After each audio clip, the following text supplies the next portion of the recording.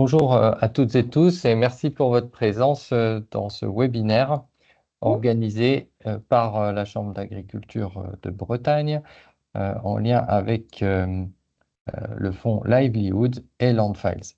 Donc aujourd'hui, nous allons nous concentrer sur les couverts courts, une thématique que la Chambre d'agriculture a développée déjà depuis 2012 et que nous allons aujourd'hui aborder avec deux personnes, donc Sébastien Lermite, qui est conseiller agronome et bassin versant au sein de la Chambre d'agriculture de Bretagne, et Nicolas Thépaut, qui est agriculteur en Centre-Bretagne. Donc nous allons voir aujourd'hui balayer la connaissance existante sur les couverts courts, leur intérêt, euh, puis parler du choix des espèces, de la destruction du couvert, représenter l'ensemble des intérêts et tout ça en interview, en interface euh, entre Nicolas et Sébastien. Donc je laisse Sébastien prendre la main et il présentera tout d'abord les connaissances à date des couverts courts. À toi, Ah, Sébastien. ouais, 2 minutes. Je partage le PowerPoint. Hop,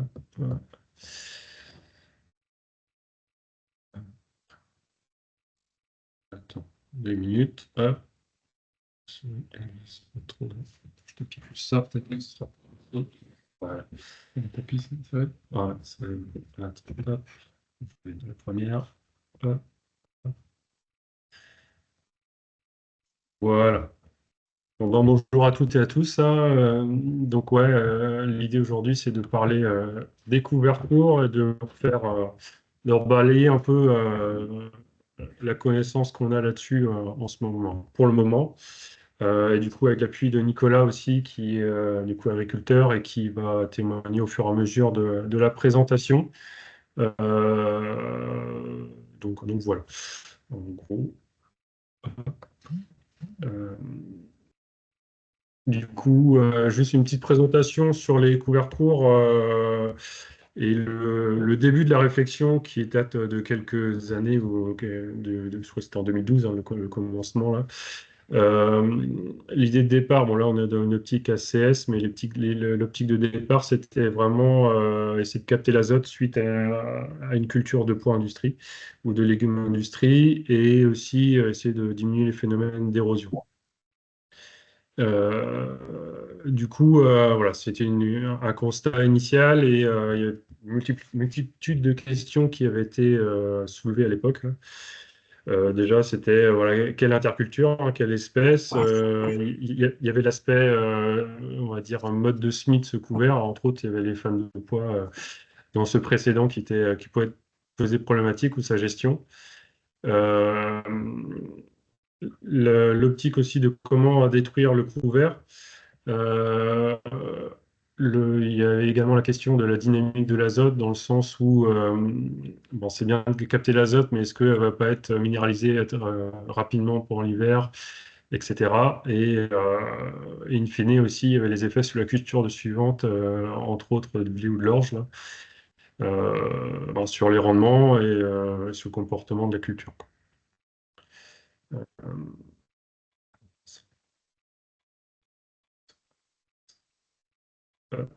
Et rapidement, voilà, c'est les grands intérêts des couverts courts.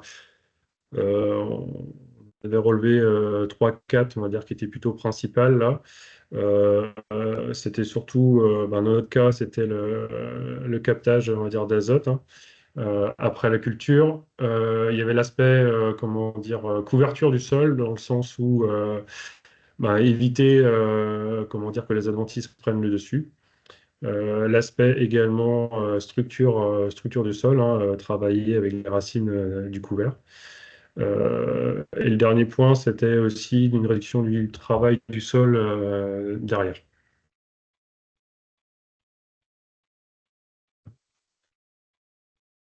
Après, avec d'autres, on va dire, intérêts plutôt, on va dire, secondaires, mais voilà, c'était un peu les principales qui étaient relevées.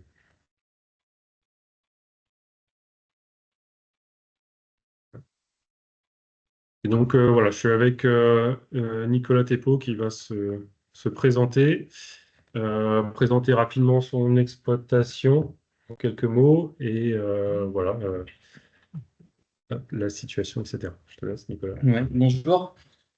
Donc Nicolas Thépeau, donc je suis donc exploitant donc à la liste 4, commune de Bon Repos sur Blavet. Donc sur une exploitation donc, en fait en polyculture élevage, donc une partie céréales et une partie légumes industrie, notamment de la pomme de terre aussi pour de la chips, et un atelier d'engraissement de bovins, de la génisse.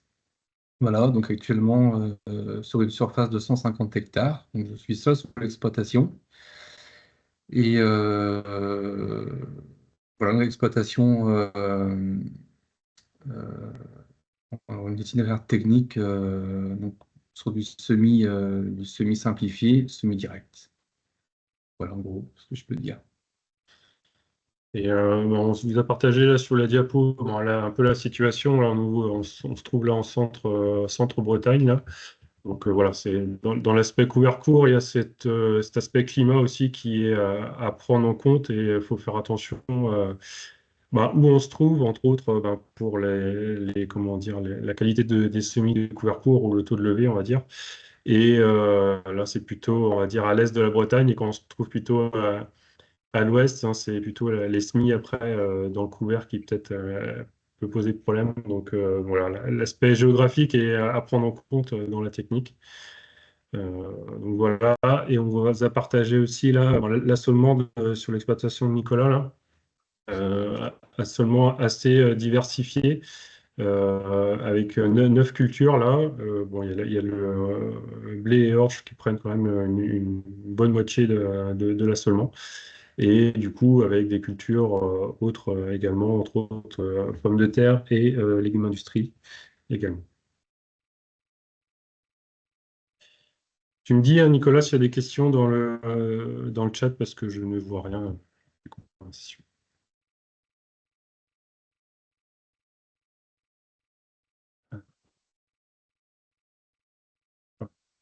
Et également, avant d'entamer un peu plus profondément le sujet, là, c'était de voilà, pouvoir un peu comment Nicolas met en pratique comment dire, les couverts courts, là. On a mis à plat là, deux types de rotation qu'il a là. Euh, et, et de voir où il met en fait des couverts courts. Bon, typiquement là c'est la rotation plutôt on va dire culture où tu mets des patates et du pois là. Ouais. Donc voilà, si vous voyez on va dire je vais mettre mon pointeur, c'est peut-être plus facile. Hop. Comme vous voyez ici en noir, ici c'est plutôt les couverts réglementaires, hein, plutôt hivernal. Et ici en vert, ici vous avez les couverts courts. Là. Donc ça c'est Nicolas qui les implante là. Euh, donc si tu peux peut-être reparcourir pourquoi tu mets après chaque culture, il y a typiquement ici le point industrie là. Ben, c'est vrai on a commencé donc, les couverts courts donc, après la culture de pois. Bon, pour différents points qu'on a déjà évoqués tout à l'heure. Et donc, suite en fait au constat donc des couverts courts après les pois, je me suis rendu compte qu'on avait quand même un effet donc, qui était quand même plutôt intéressant au niveau structure de sol, salissement des parcelles. Donc, c'est ça un petit peu enfin, qui m'a poussé un petit peu à aller un peu plus loin dans la démarche et pourquoi du coup ne pas en mettre par exemple comme après deux céréales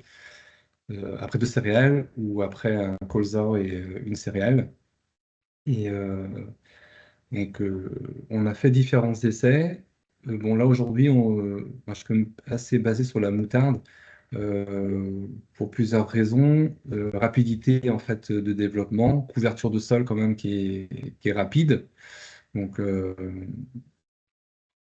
Pour l'instant, on est sur de la moutarde. Maintenant, à voir dans les prochaines années, voir ce qu'on peut mettre à la place qui aurait un effet similaire ou pas, au moins similaire. Voilà, ouais, c'est vrai que historiquement, ce qui était ressorti, c'était la moutarde. Après, on va le voir après dans le choix des espèces, hein. C'est vrai que c'est l'aspect rotation, et entre autres avec colza qui est problématique. Après, voilà. Donc voilà, l'idée c'était dans l'avenir d'essayer de trouver une alternative qui réponde aussi dans ces critères-là. Voilà. Et du coup, là, c'est plutôt la deuxième rotation. Il y a pas de légumes, où il y a de la févrole. Donc là, on est également entre un blé et une orge comme l'eau de rotation. Et là, la particularité, c'est que même après qu'une févrole qui est récoltée plus tardivement, tu mets un couvert court. Oui, oui. Comment dire, quelle dernière date, on va dire, de semis tu vises pour avoir un effet couvert court? Parce que sur les févroles, tu as des récoltes plutôt début septembre. Ouais, c'est ça. Ouais. Ben, généralement, là, Févrole de printemps. sur ce qu'on a fait depuis 2-3 ans, là, j'ai implanté en fait autour du 10 septembre en fait le couvert court. Ouais. Après févrole. Après février, ouais, autour du 10 septembre. Et pour un résultat qui était toujours assez intéressant. Ouais.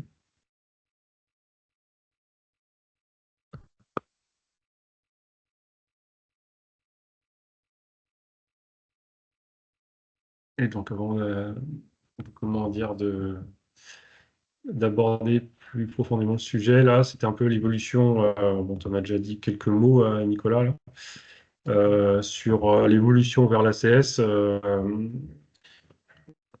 Tu peux juste dire un peu l'historique de comment dire, de cette démarche, parce que c'était quelque chose qui avait été démarré déjà avant ton installation. On est déjà en place. Parce que moi, quand j'ai repris l'exploitation, donc en 2016, donc après mes beaux-parents, j'avais mon beau-père qui s'occupait des cultures, qui avait déjà en fait lancé un petit peu le processus de, de semis en fait, de semis sous couvert, et puis d'implantation de couverts courts uniquement après les pois légumes. Et c'est vrai que ben, dans ma reprise, donc, je me retrouvais donc, ça sous l'exploitation, avec donc quand même une partie culture quand même, qui est quand même assez importante. Euh, donc, fallait pas trouver des solutions pour gagner du temps au champ, essayer de passer le moins de temps possible, tout en gardant quand même des résultats. Et les premières ébauches qui avaient été faites déjà étaient quand même assez intéressantes, puisqu'en termes de rendement par rapport à ce qui se faisait avant, on avait des rendements dire quasiment similaires, voire parfois supérieurs certaines années. Et donc, c'est ça qui m'a quand même bien, bien motivé. Enfin, je me suis quand même dit que la technique fonctionne ou fonctionnait. Donc, euh, j'ai continué du coup en fait à augmenter les surfaces en semi-simplifié, euh, pour arriver aujourd'hui en fait à du semi sous couvert, quoi. Tu peux dire deux mots en termes de matériel de SMI, là, un peu les évolutions qu'il y a eu là. Même si c'était avant ton installation, tu connais déjà un peu. Oui, oui, oui. Ben, donc au départ, on a commencé donc avec un semoir mécanique, hein, donc on peut dire la marque. Ah oui, on peut dire. Il n'y a pas de souci. Donc un semoir Butterstat, en fait un Calidrill. Donc c'est un semoir traditionnel mécanique porté avec on avait faudrait- avec donc un système tout classique, hein, donc des disques ouvreurs sur lesquels en fait dessus donc il y a des descentes. Donc la graine tombe donc dans le sillon qui est formé par le disque. On a commencé par ça. Pareil, très polyvalent, très performant. C'est vrai moi, j'ai eu l'occasion de faire presque tous les semis que je fais actuellement en semi sous couvert, semi simplifié. Ça fonctionnait en fait dans toutes les conditions. Bon, le seul frein, c'était la largeur, c'est 3 mètres. 3 mètres, capacité de trémie qui était bon, pas forcément très, très important. Donc, perte de temps en fait, en termes de débit de chantier, surtout quand les conditions en fait, enfin, les périodes de tir sont très courtes. Donc, bon, c'était quand même des fois un petit frein au débit de chantier. Et en voyant en fait que la technique marchait bien, je suis parti en fait depuis 3 ans, 2 ans, 3 ans, 3 ans, ouais, 3 ans, donc euh, un semoir semi simplifié, un peu plus évolué, un peu plus polyvalent aussi. Donc là pour le coup c'est un Kuhn, donc un modèle Speedliner, donc avec un principe qui est un petit peu différent. Donc on a toujours en fait des disques qui travaillent, hein, donc deux rangées de disques comme un déchômeur à disque classique. Sauf que là, pour le coup, dessus, on a une rampe de semis indépendante. Donc une rampe de semis qu'on trouve sur des semoirs en ligne classiques. Sauf que celle-ci, donc, elle a un peu plus de pression au sol, des disques un peu plus grands, donc, bon, ce qui permet de passer dans des végétations un peu plus importantes. Et donc là, en fait, l'intérêt de ce semoir-là, pour moi, dans le renouvellement, c'est que là, on peut donc modifier la profondeur de travail de l'outil et la profondeur de semis, chose qu'on ne pouvait pas sur le semoir que j'avais avant. Donc, par exemple, pour défaire des couverts de facélie ou de moutarde, je peux mettre mes disques agressifs en fait devant pour essayer de casser la végétation et créer un petit mulch et pouvoir semer derrière à une profondeur désirée, 1, 2, 3 cm, enfin, suivant ce qu'on désire, quoi. Et donc passer en 4 mètres aussi pour le coup, pour avoir aussi un meilleur débit de chantier. Euh, c'est vrai qu'en termes de SMI, on va le voir après sur la destruction, mais l'objectif, voilà, de réduire le travail du sol, mais il y a aussi, on va dire, l'importance de l'implantation de la céréale derrière, hein, qui est aussi, voilà, l'aspect économique de la chose, hein. Il faut maintenir le rendement pour garder une bonne marge brute, et du coup, bah, il faut quand même un contact graine-sol intéressant. Et c'est vrai que quand on a des grandes biomasses, des fois, ça peut être compliqué, hein. Donc, c'est pour ça que l'aspect semoir est quand même à voir. Et ça, le dernier point, peut-être pas avoir dit Nicolas, c'est l'aspect, on voit souvent des gestions de couverts comme ça avec l'utilisation de glyphosate. Comment tu fais toi? Alors, les, les couverts en fait sont jamais détruits chimiquement. Il n'y a aucune intervention glyphosate pour défaire les couverts. Une utilisation en fait du glyphosate assez aléatoire, hein. Ça m'arrive de faire des passages, mais vraiment localisés, notamment sur des tours de champ en plus. Ça m'arrive de faire. C'est quand même de limiter un peu la propagation des apprentis de tours de champ, pardon. Mais autrement, le couvert, non, le couvert n'est jamais détruit chimiquement. Euh, le fait de passer des outils comme j'ai là, notamment les SOMAR et le système de disque, ça permet de faire, enfin, enfin, selon moi, hein, ça permet de faire aussi, en même temps qu'on fait le semis, on fait aussi entre guillemets, un déchômage, ce qui permet quand même déjà d'éliminer quand même pas mal d'adventices en fait, qui seraient présents sous le couvert, quoi. D'où d'où un peu pour moi l'intérêt de cette technique, quoi. Enfin, du moins de ce procédé de semis, quoi. Ok. On va aller un peu plus loin dans la technique, et le premier point abordé, c'était un peu l'aspect dynamique d'azote. Là, ça, c'est des Juste, suivis renforcés. Sébastien, Oui, avant que tu poursuives, on a une oui. question dans le chat. C'était par rapport au coût et au financement de l'outil de semis simplifié. Savoir voilà, comment il a été financé. Est-ce que c'est un outil d'occasion, le coût, si c'est un achat seul ou collectif? Ah oui, d'accord. Ouais. Alors, le premier semoir, donc le premier semoir qui avait été acheté, donc c'est un appareil qui avait 2 ans à l'époque quand on l'avait acheté. Donc, on l'avait acheté pour l'exploitation ici, hein, tout seul. Et le deuxième semoir, donc je l'ai acheté d'occasion également.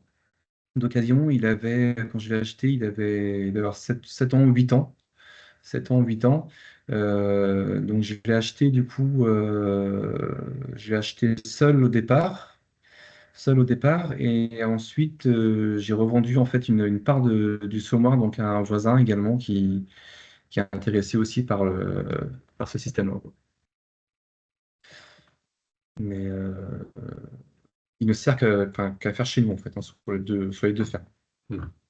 En termes de coût approximatif, Luc, Termes de coût, alors je sais pas si ce serait pas. Ben, après, c'était une occasion donc, qui vient de l'étranger. Il n'a pas été acheté sur le territoire français. Euh, donc là, on est sur un semoir qui m'a coûté un peu moins de 30 000 euros.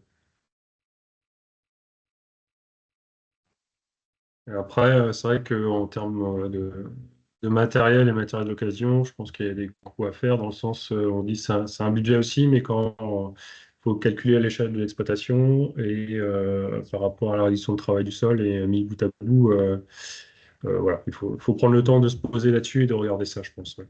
Ben, c'est vrai qu'en termes de mécanisation, euh, acheter un semoir comme ça aujourd'hui, en fait, bon, je considère que 30 000 euros, c'est pas, enfin, aujourd'hui, c'est quand même, c'est pas excessif, hein. Aujourd'hui, si on compare, admettons, un ensemble combiné de semis, admettons, air rotatif, semoir et une charrue, aujourd'hui, ça coûtera plus cher en fait d'acheter ça aujourd'hui à neuf, hein, notamment, que d'acheter en fait un appareil de ce type-là, hein. Et il ne faut pas oublier qu'un appareil comme ça sur une exploitation, si on parle de mon exploitation, entre les cultures, c'est un semoir en fait sur l'exploitation aujourd'hui qui sème presque 200 hectares à l'année quand même en tout, entre tous les couverts et les cultures principales, hein. Donc si on remet ça en fait à la charge à l'hectare, c'est pas excessif, hein. Ouais, et puis en termes de pièces d'usure, on est aussi limité dessus comparé à d'autres. Oui, oui, oui, oui, oui. On est sur un train de disque tous les 2 ans. Un train de disque, il y en a pour 1000, un peu plus de 1000 euros de train de disque, hein, c'est pas excessif. Il y avait d'autres questions, Noémie, peut-être? Non, pour l'instant, c'est bon. Merci. Là. Et donc, ouais, je disais, là, c'est un peu la dynamique d'Azote. Là, c'est des reçus renforcés qui a été fait en 2016, là, sur 3 parcelles. Donc, ici, il y a les 2 parcelles ici avec des couverts. Ici, le témoin sans couvert. Et l'idée, c'était de regarder l'effet du couvert. Donc, c'était précédent point industrie hein, pour les 3. Et de voir l'intérêt du couvert sur l'aspect azote. Et en fait, ce qu'on observait, c'est que sur les 2 parcelles ici, il y avait quand même une grande quantité d'azote qui était captée ici, les flèches en vert. Et si on compare avec la parcelle témoin, où il y avait plutôt une augmentation de la quantité d'azote dans le sol. Donc voilà, là c'était un peu l'effet couvert, oui, ça capte de l'azote. Le deuxième un peu effet, c'est la minéralisation, parce que voilà, peu importe si on met un couvert ou pas, on ne l'arrête pas, et du coup, bah, ça minéralise quand même. Et en fait, on voit ici, hein, comment dire, ça correspond à la destruction du couvert. Ici, donc quand il est détruit, bon, il y a le couvert qui se minéralise un peu, mais il y a la minéralisation qui continue aussi, donc forcément, il y a une augmentation de, comment dire, de l'azote dans le sol. Mais quand on compare ici, hop, voilà, je l'ai perdu, voilà. Quand on compare ici avec le témoin, hein, c'est vrai que le témoin, il est quand même largement au-dessus au niveau azote dans le sol. Et le troisième effet, un peu, c'est bah, l'effet lessivage. Encore une fois voilà, là, ça correspond un peu, on va dire, au début de drainage, donc en gros, fin octobre, début novembre, hein, suivant les régions. Donc une fois cette partie-là, on sait que de toute façon, on sème du blé ou de l'orge. En termes de besoin d'azote, c'est très limité à ce moment-là, hein. Ça sera plutôt en sortie d'hiver, on va dire l'intérêt pour l'azote pour ce qu'on a semé. Donc en fait, à cette période-là, on a quand même un gros lessivage d'azote. Et du coup, ce qui ressortait, hein, c'est que du coup, avec le couvert, on a certes quand même, comment dire, un estivage, mais moindre comparé à une parcelle en sol nu, on va dire, sans couvert. Euh, et bon, voilà, ça c'était sur une année. C'était suivi renforcé sur une année, mais là il y a une moyenne sur 6 ans qui était voilà qui est un peu plus solide, on va dire, en résultat pour sortir des données. Où là c'est pareil, hein, c'était le même précédent pour légumes. Du coup, un reliquat, donc ça c'était post-récolte et début de drainage ici. Et quand on compare sur 6 ans, comment dire, les deux procédés, en gros, on a une centaine comment dire, d'unités d'azote qui est non lessivée par cette technique, hein. Donc voilà, ce premier point était intéressant en termes de l'aspect environnemental de la chose, bien sûr, mais il y a également garder de l'azote dans son système et de pouvoir le restituer après lors de la culture. Euh, Toi, Nicolas, en termes de dynamique d'azote, là, on va le voir après sur les biomasses découvertes, mais souvent, on a peur aussi, une grosse biomasse, on la détruit, ça a forcément de fin d'azote pour la culture. Qu'est-ce que tu observes, toi, sur tes cultures, enfin, sur tes céréales là-dessus? Moi, jusque-là, il y a des fois des années où on a quand même des fortes biomasses. Moi, j'ai jamais eu vraiment de fin d'azote vraiment significatif en fait sur les parcelles, hein. J'ai jamais en fait vu vraiment de décrochage en fait à un moment en fait sur la culture. Non. Et donc, et c'est vrai qu'on en parlait tout à l'heure en termes de rendement, tu avais tendance à être dans tes rendements objectifs, voire un tout petit peu plus, mais Ouais, oui, oui. pas en deçà toujours avec cette technique, quoi. Non, non, non, non. Voilà, donc ça c'était le premier point, et que bon, là c'était sur des, on va dire, espèces type moutarde, là, euh, qui faisaient pas mal de biomasse et qui captaient pas mal d'azote. Et donc voilà, c'est quelque chose dans la réflexion que tu as, Nicolas, aussi, c'est d'avoir trouvé une alternative, mais qui continue à faire des bonnes biomasses et à capter de l'azote, quoi. Oui, c'est ça.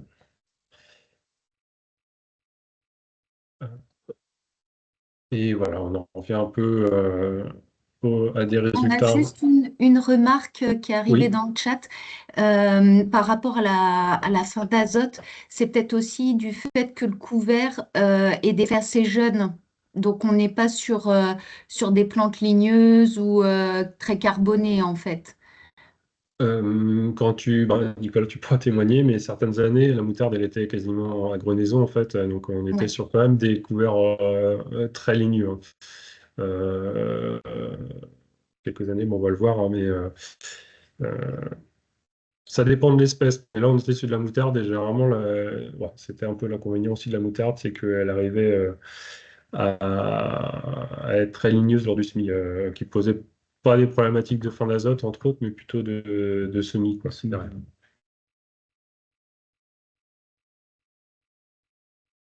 Merci.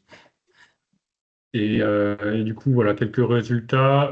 Bon, là, c'est pas chez Nicolas, c'est ce qu'on avait fait il y a 2 ans sur l'UDEAC, mais ça permet d'imager un peu. Voilà, c'est un peu des comparaisons d'espèces qu'on avait fait, hein, sur un précédent, comment dire, céréales. Donc, c'était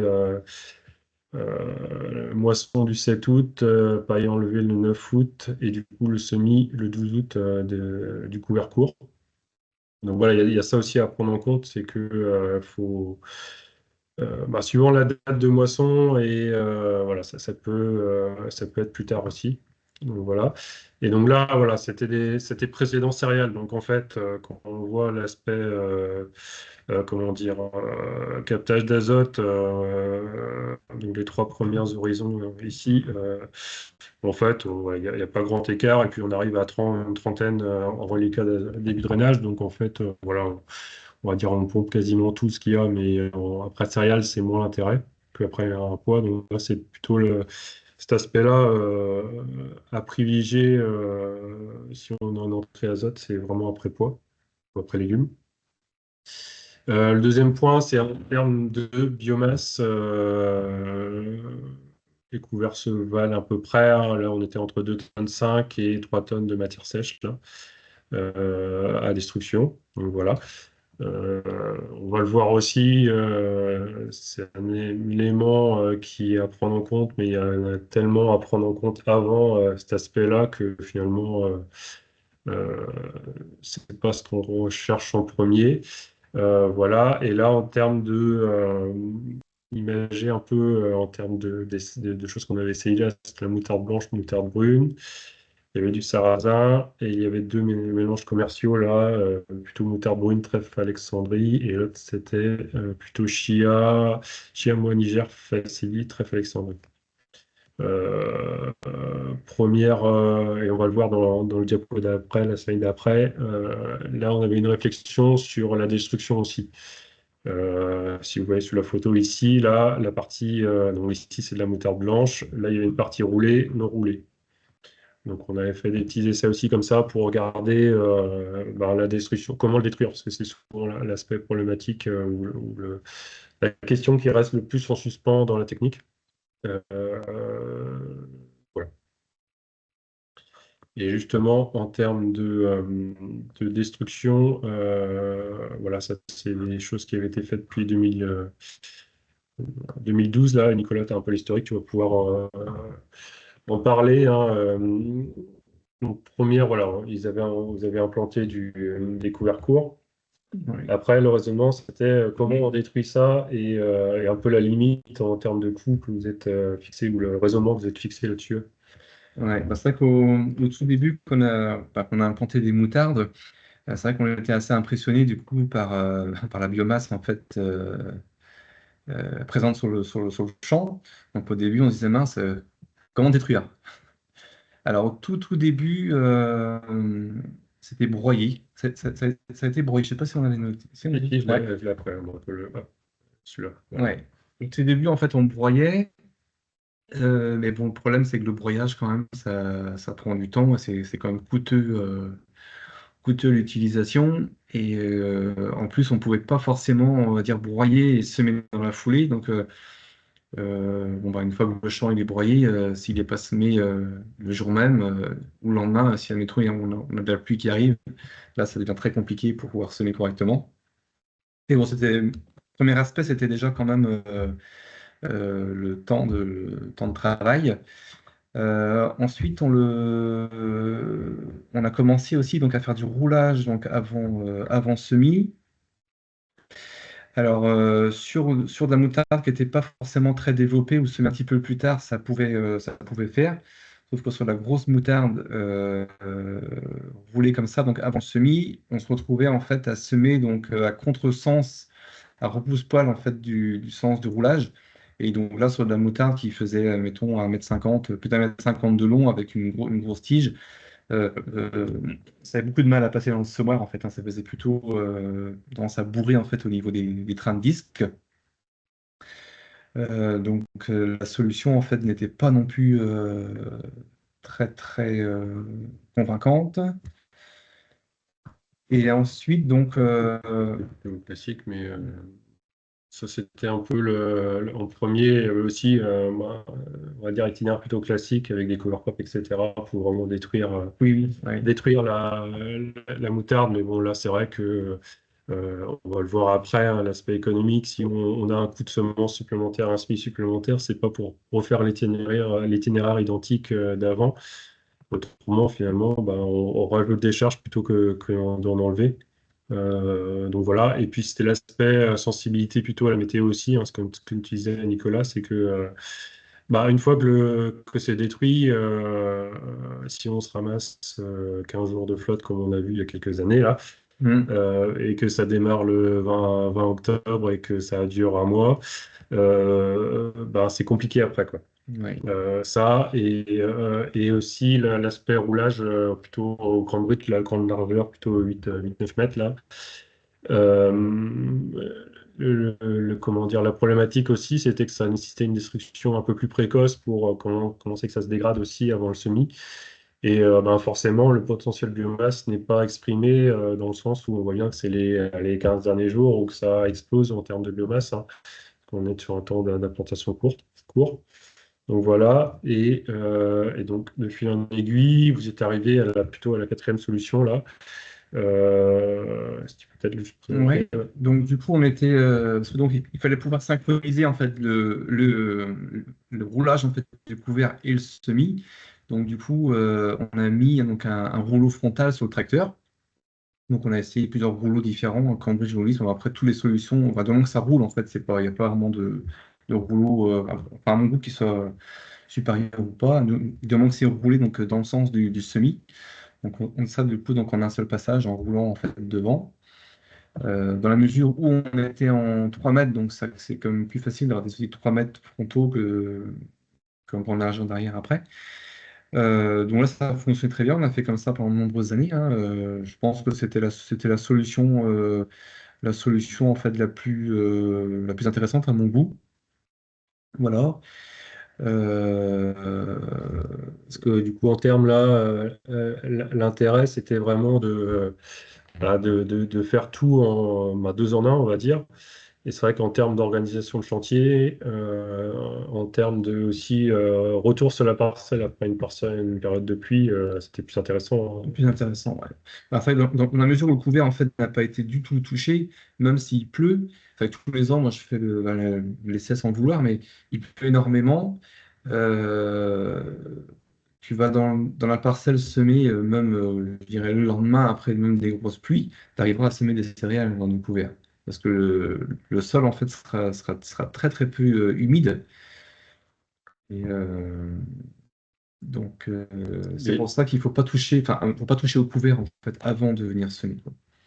Parce que tu as l'aspect pouvoir drainant, parce que voilà, il y a l'aspect racinaire qui est encore en place, etc. Et c'est vrai que ça permet vraiment de garder cette portance aussi Ouais. quand on fait. Et c'est vrai qu'en termes de simplification de chantier aussi, hein, comment toi tu vois la chose sur ton exploitation là, quand tu dis bon, demain il faut que je vais commencer cette parcelle à semer quoi. Ouais. Bah, on peut on peut commencer une parcelle, ne pas la finir et retrouver en fait les mêmes conditions de semis 2, 3, 4 jours après si on a eu en fait un temps d'arrêt à cause de la météo ou autre, hein. Et c'est vrai que ça c'est quand même une sacrée souplesse, hein, de savoir que on peut en fait démarrer, oui, à semer un petit peu, enfin redémarrer à semer assez facilement. Il n'y a pas de contrainte comme quand on est sur des systèmes où on remue de la terre, où ben, si c'est remué et qu'il a plu, il faut attendre un petit peu, voire des fois ne même pas réussir à pouvoir semer correctement, alors que dans le couvert, euh, pour être bloqué pour semer dans le couvert, moi pour l'instant, j'ai jamais eu de conditions où j'ai été bloqué à cause des conditions, sauf vraiment si il y a eu gros orages comme partout, mais on s'est quand même toujours beaucoup moins impacté que sur un sol qui a été un petit peu déjà bouleversé.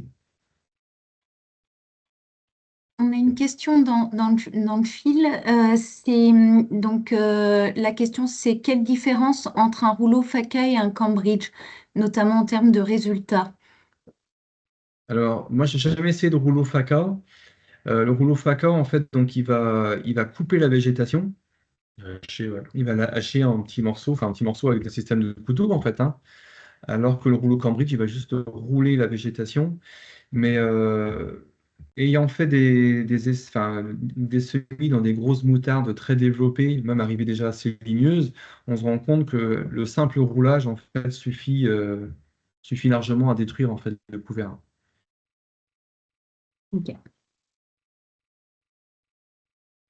Et du coup, en termes voilà, de se poser un peu des chiffres aussi sur la technique, là, un peu des simulations, là, c'est des tarifs entraide là, qui ont été pris là, en dissociant l'aspect coût et l'aspect main-d'œuvre. Donc là, on est plutôt sur un éclairage classique, des chômages de labour semi-combinés. Classique, on est à 190 euros de l'hectare à peu près en coût d'implantation, 2h30 de main-d'œuvre à l'hectare. Voilà. une autre plutôt approche plutôt TCS avec une gestion plutôt des adventices en interculture avec du glyphosate et après un coup des chômeurs et semoirs, ouais, air rotatif semoir. Donc là, on est un peu moins en coût, on est à 142 euros et 1h50 de main-d'œuvre hectare. Donc voilà, on diminue quand même un peu. Et sur la technique, je vais trop vite. Hop. Plutôt la technique TCS dans le couvert, où là on compte voilà, le SMI du couvert en plus ici. Là. La semence, à savoir, ben là c'était plutôt typé moutarde, on était une quinzaine d'euros hectare, même un peu moins que ça, mais voilà, Ouais. en arrondissant, ça fait ça.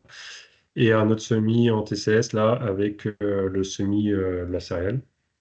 Et donc là, on était à 125 euros l'hectare et 1h10 de main-d'œuvre.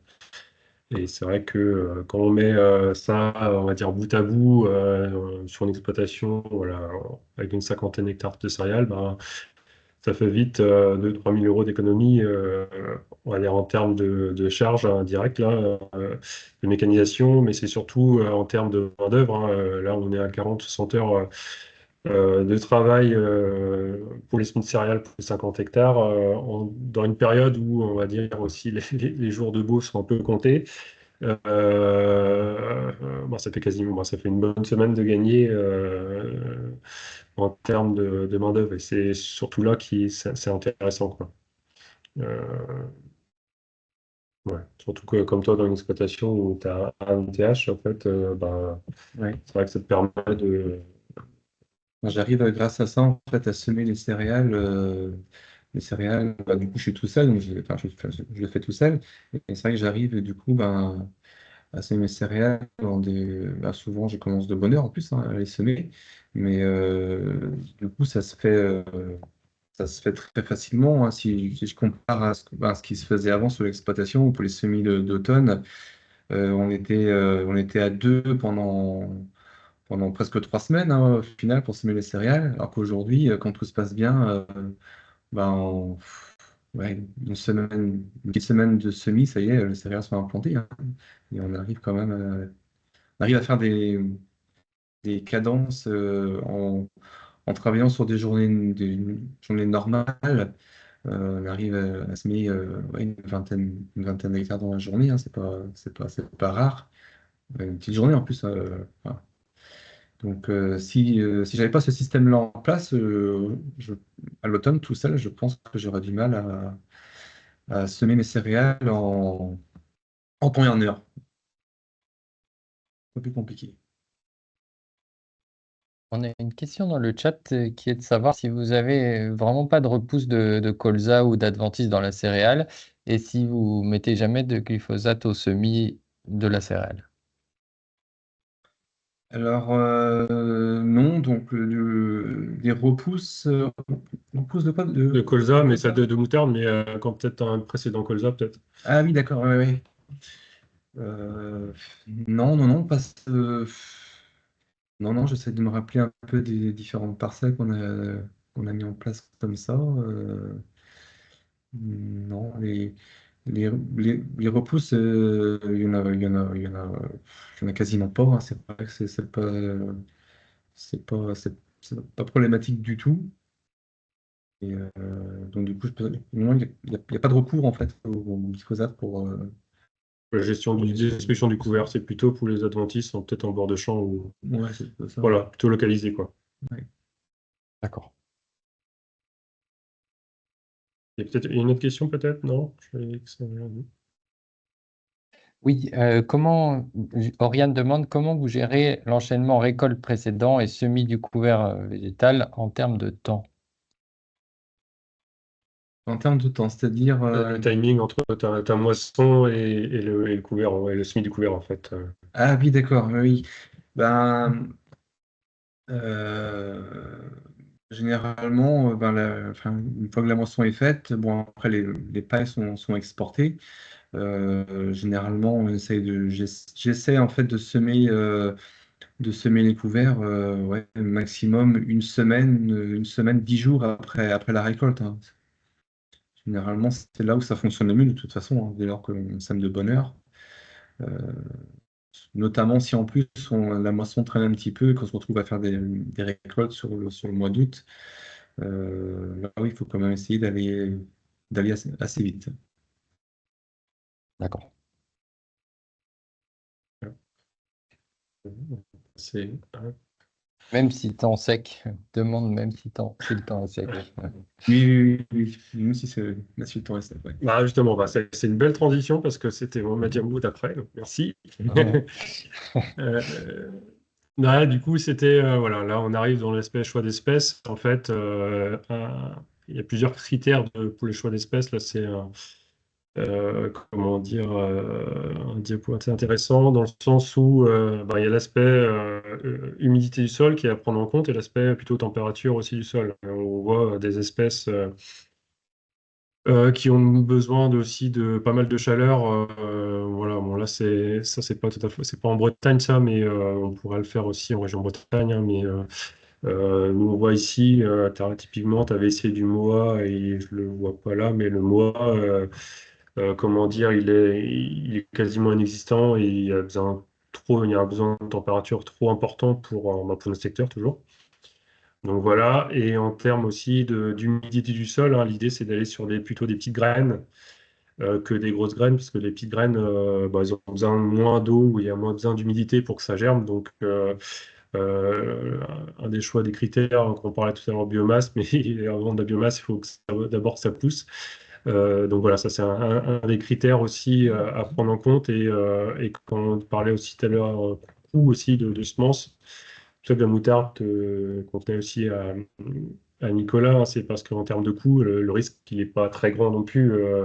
Non, À non. une quinzaine d'euros hectare, voilà, on est quand même des coûts maîtrisés là-dessus, quoi. Donc voilà. Et en termes de choix d'espèces, voilà, il y avait des critères qu'on avait mis en avant avec un compte d'agriculteur. Bon, c'est l'aspect gélif, voilà, même, on dit, même si normalement il y a des repousses, et ça gèle plus ou moins derrière aussi, hein. Donc il y a cet aspect-là.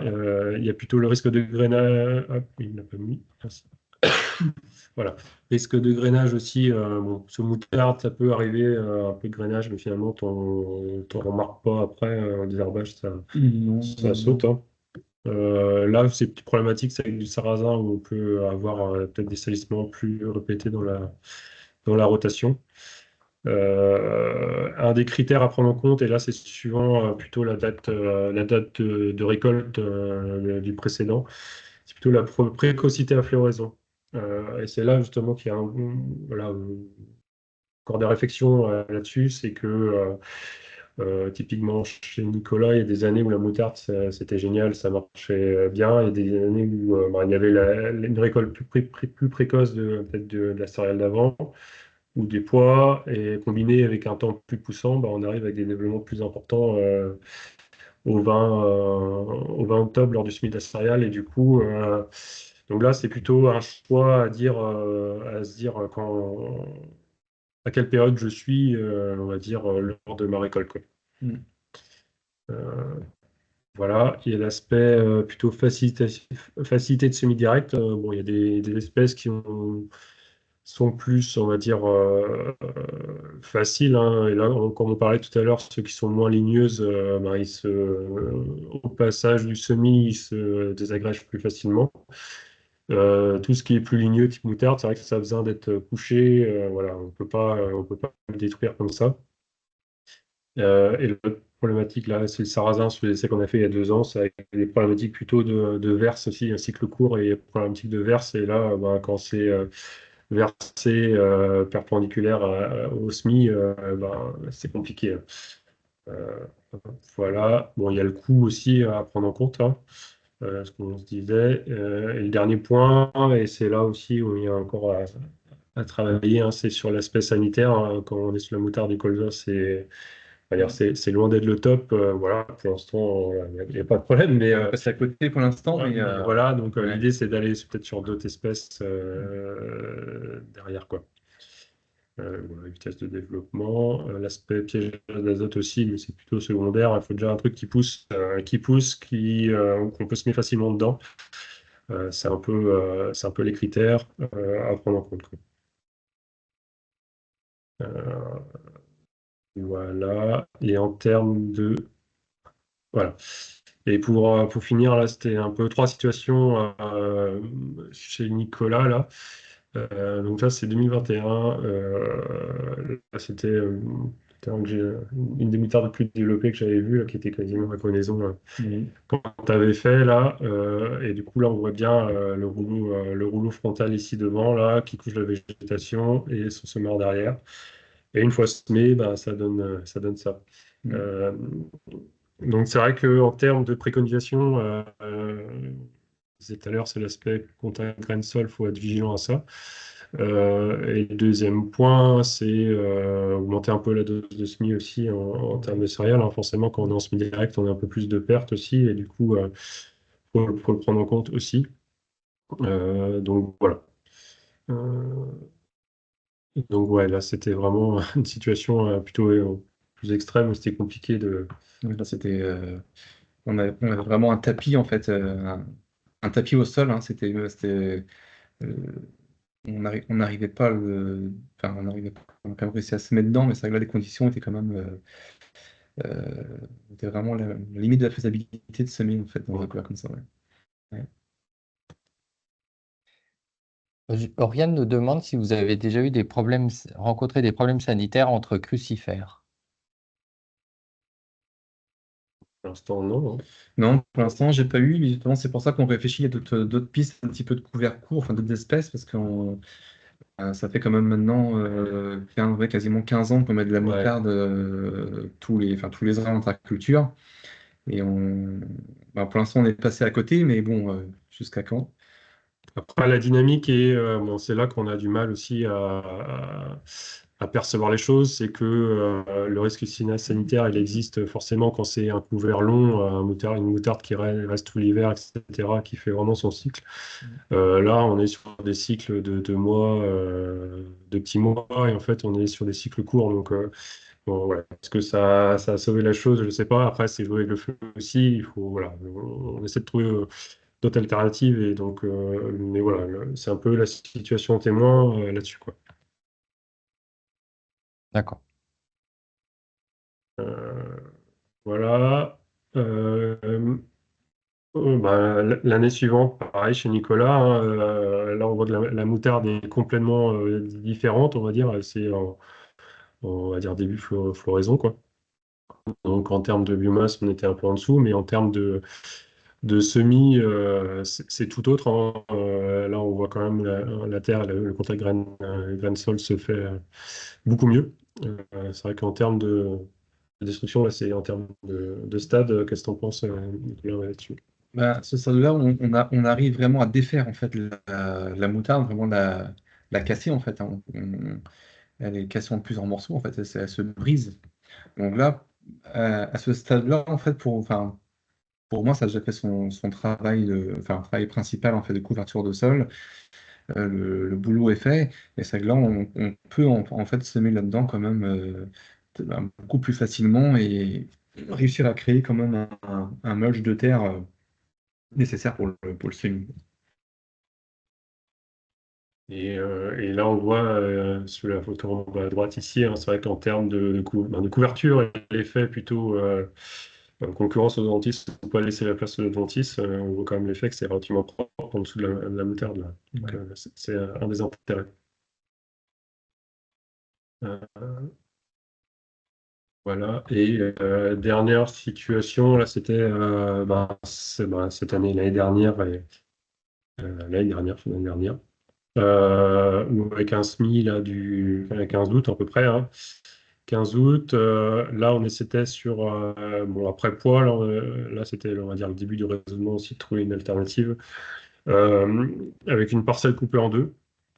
Hop, mon pointeur là. Donc ici vous avez un mélange Chia-Moa, donc 3 kg, 3 kg. Et ici, plutôt de la moutarde à 100 kg hectare. Donc voilà, même parcelle, même précédent. Donc 21 jours après SMI, 29, on déjà voit un écart. Et quand on est à 60 jours, 2 mois après SMI, on voit en termes de biomasse, il y a un écart, on va dire, où on est, comment dire, on est à 2 tonnes 9 en moutarde contre, hop, hop, voilà, Une tonne 5. 1 tonne 5, voilà, 1 tonne 5 en chia. Et quand tout à l'heure on disait, voilà, chia moi, en fait, moi, il n'y en avait quasiment pas, voire inexistant, en fait, il n'y a que le chia qui est ressorti. Donc voilà, en termes, on va dire, de biomasse, on était un peu en dessous. En termes de couverture, finalement, on l'a eu un petit peu plus tardivement. Mm. Voilà. Après, vers le 20 octobre, il y a eu le SMI direct dans le couvert. Du coup, c'était avec son Marcune, là. Voilà. Et en termes comment dire, de céréales après, et de facilité de semis, le chia était, comment dire, était plus facile, plus tendre quand même, moins ligneuse et du coup plus facilement. Ouais, qu'est-ce que tu en as pensé toi sur ta parcelle? Le chia était, bon, enfin, il a fait ses pas, donc il a fait son job aussi. Une couverture du sol a été faite, donc du coup il a fait son travail. C'est vrai qu'au niveau destruction, le chia est quand même beaucoup plus, une tige beaucoup moins grosse en fait hein, que la moutarde, avec un feuillage un petit peu moins dense aussi. C'est vrai que sur les photos, on voit pas très bien en fait la différence ici. Ouais. Mais c'était quand même, c'était vraiment, enfin vraiment déchiqueté en fait finalement après le passage du semoir, hein. Donc on avait quand même une destruction très très facile du couvert. Et là c'est pareil, la moutarde était très développée. On était arrivé à un stade là où il était vraiment temps de semer dedans en fait, hein. Hum. Voilà, on était au stade maximum pour pouvoir semer sans être trop embêté. Et pourtant, bon là on est c'était à 60 jours à peu près d'interculture là. Rappelez-vous, en septembre, c'était pas le mois le plus propice en termes de chaleur, on va dire, hein. Mm. Les colzas, elles avaient peiné un peu à cette période-là, et donc ça veut dire aussi que en temps normal, la moutarde aurait été encore plus ligneuse euh, à ce moment-là. Donc c'est vrai que cette alternative était intéressant là-dessus. Après, il faut garder, l'idée, c'est vraiment de garder cet aspect couverture de sol, facilité de semis et coût aussi en parallèle, quoi. On a quelques questions qui sont arrivées, Oui. notamment par rapport à la dose de SMI. Donc, je pense que c'est par rapport aux céréales. Est-ce que vous l'adaptez? Est-ce que vous augmentez la dose de SMI par rapport à cette technique de SMI direct dans le couvert? Ou vous restez sur des doses normales, entre guillemets? Moi, en fait, les premiers, parce que généralement, les premiers semis, en fait, dont je commence à semer les céréales au 15 octobre, là, je sème autour de 300 grammes au mètre carré. Et en fin de semis, donc là, c'est vraiment les premiers semis. Donc, là, c'est les semis qui sont faits sous couvert, donc notamment après les petits pois ou après Févrole févrole, ouais, ou blé. ou le blé, voilà, donc les premiers semis. Les deuxièmes semis on va dire que je monte maximum à 320, quoi. Entre 300 et 320, suivant un petit peu la date de semis. Ouais.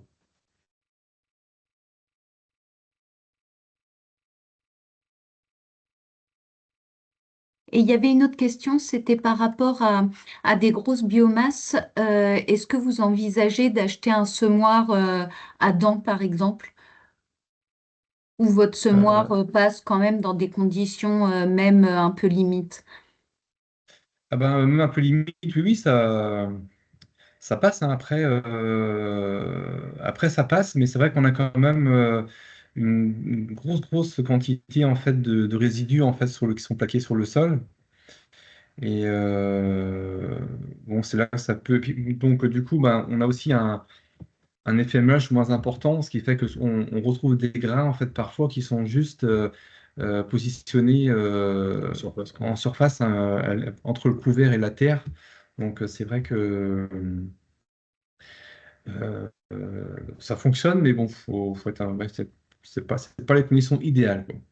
Après, Et avec un semoir, ah, oui, un pardon. semoir à dents, là-dedans, très frais, quoi. Je sais pas du tout. Je sais pas. Ouais. Je pense pas. Bah, si en fait tout est bien droit, ça peut le Oui, faire. Dès que ça commence à être un peu couché, là c'est rideau à peu près. ouais. Je pense que ouais, d'accord. Ouais. Et au Ça niveau traîne un peu. d'attaque de limaces, par exemple, est-ce que vous avez vu plus d'attaques avec le fait qu'il y ait plus de résidus en surface ou c'est maîtrisé? Alors, les limaces, jusque-là, jusqu'à cette année, justement, j'avais pas été très embêté par les limaces, même dire quasiment jamais. J'ai des parcelles, par exemple, après du maïs en silage, où on a un sol qui est quasiment nu, hein. J'avais plus d'attaques de limaces, des fois, sur des parcelles comme ça, que sur des parcelles en semi sous couvert. Donc, moi, j'ai pas forcément, en fait, plus de limaces en semi sous couvert qu'en semi traditionnel. Alors après, je sais pas, est-ce que c'est l'effet chance peut-être ou je sais pas. Bah, on avait fait des relevés avec des pièges à limaces, c'est vrai qu'on n'en avait pas vu sur ces parcelles-là. Après, il y a l'aspect déjà date de semis, hein, tu sèmes assez précocement aussi, et l'idée c'est que la céréale est vite aussi, voilà. Il doit y avoir un peu de prédation aussi au niveau des carabes à ce moment-là aussi. Donc c'est vrai que voilà, faut pas non plus trop tarder à semer, donc c'est voilà. Il y a cet aspect-là. Et il y a aussi plutôt l'adaptation aussi on va dire de la prédation hein, des limaces. Hein, ça fait assez longtemps que ça n'a pas été labouré et c'est vrai que ça permet aussi d'avoir une dynamique aussi là-dedans. On a une autre question aussi, donc là c'est par rapport aux moissons, savoir si les pailles vous les exportez ou si vous les restituez et la hauteur de coupe en fait par rapport Alors, aux pailles des céréales. ah oui, toutes les pailles aujourd'hui sont exportées. Une partie pour moi pour l'exploitation et puis une partie qui est revendue. Par contre, donc il y avait une question aussi par rapport à la hauteur de chaume, c'est ça, si j'ai Ouais. compris? Ouais. Oui, oui. Euh, alors moi, je laisse des chaumes quand même assez hautes. Assez hautes. Après, ça dépend ce qu'on appelle haut, mais je ne rase pas en fait des parcelles, quoi. Il reste toujours des chaumes qui font bien quasiment presque 20 centimètres, hein. Mhm. Oui, c'est ça, ouais. Ouais, ouais. Ouais. Bon, après, c'est que ça soit 20, 30 ou 10, ça change pas grand-chose après. Hein. Il n'y a pas de, Non, non, non, non, non, pas non, de- il non. y a pas d'incidence après. Hein. C'est vrai que quand, par contre, si c'est broyé et laissé sur place, bon, il faut faire la diligence déjà que l'aspect broyage soit bien étalé partout dans la parcelle. Euh, Puis voilà. Hein. Ah ouais, ça n'a pas une grosse. Non. On a une question aussi sur les carabes et les limaces, savoir si des mesures ont été faites par des pots Barber. Alors, je ne sais pas si vous, dans les essais couverts courts, vous avez mené ce type d'observation. Non, on observait juste un piège à limaces classique et dégâts sur culture, quoi. On n'allait pas jusque-là. Après, il y a eu tout un travail qui a été fait par le groupe TCS 29, parce que les carabes, donc c'est des gros prédateurs à limaces. Et en fait, je pense que quand vous parliez aussi de la date de semis, en fait, en octobre, les carabes sont encore actifs. Alors que plus on avance vers l'hiver, plus en fait, ils vont partir en dormance, donc ils seront moins actifs sur la prédation des limaces, quoi. Je pense que c'est pour ça aussi que Oui, tu parlais de la date de semis. c'est ça.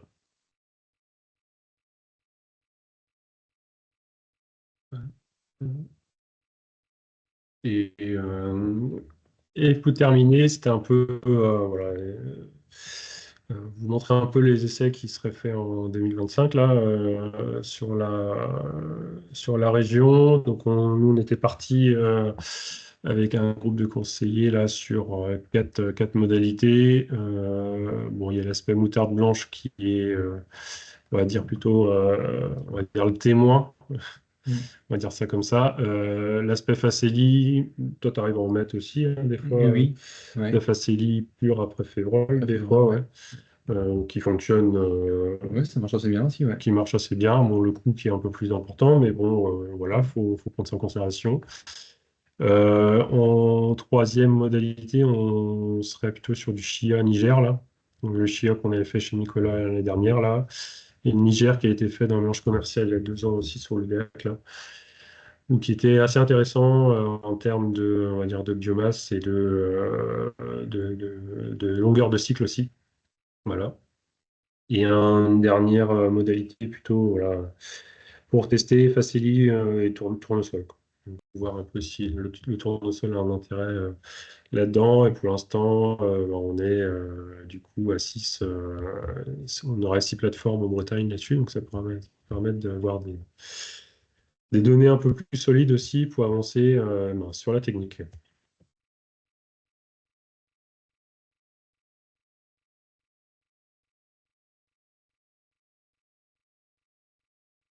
Merci beaucoup. Est-ce que d'autres personnes ont des questions? Vous voulez réagir peut-être? Vous pouvez ouvrir votre micro si vous le voulez maintenant.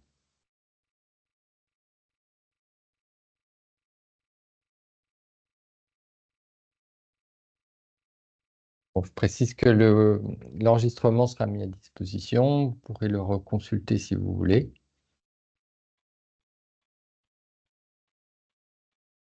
Donc, merci beaucoup, hein, Sébastien, Nicolas. Merci pour ce travail de préparation, pour tous les détails fournis. Très intéressant. Et puis, bien sûr, vous pouvez retrouver certaines informations sur Landfiles et poser des questions aussi sur l'outil, sur le groupe de travail. Et par rapport à ça, peut-être juste préciser par rapport aux essais, là c'est quand même un gros travail aussi qu'a fait Sébastien et sa collègue Marine. En fait, c'est d'essayer de mutualiser, de rassembler aussi d'autres conseillers sur la thématique et de créer un réseau de parcelles où ils ont mis en place quand même voilà, un protocole pour que tout soit mutualisé et capitaliser l'information pour après à terme faire des fiches techniques ou autres et pouvoir aussi publier au travers de la plateforme Landfile donc des photos mais aussi des résultats ou des bouts de champ.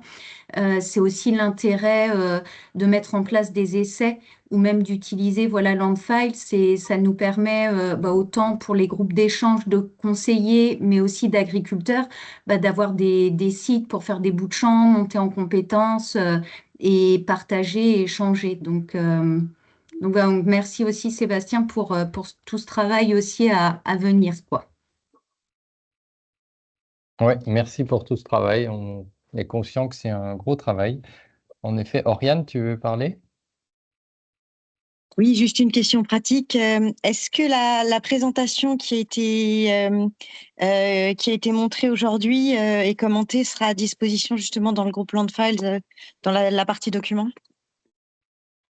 On peut, ouais. On peut le faire. Ouais. Oui, on peut Merci le mettre en lien avec sous le webinaire quand on vous transmettra en fait le lien de la rediffusion du webinaire, on pourra télécharger la présentation.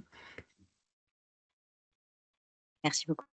Voilà. Et puis bravo, hein, Nicolas, pour tout ce travail avec la Chambre d'agriculture. Merci d'avoir accepté de présenter ça à l'ensemble des participants. Merci. Merci. Au revoir, merci. Merci Sébastien, Noémie, et à bientôt tout le monde. Bonne journée. Au revoir. Merci. Merci, au revoir. Merci, au revoir.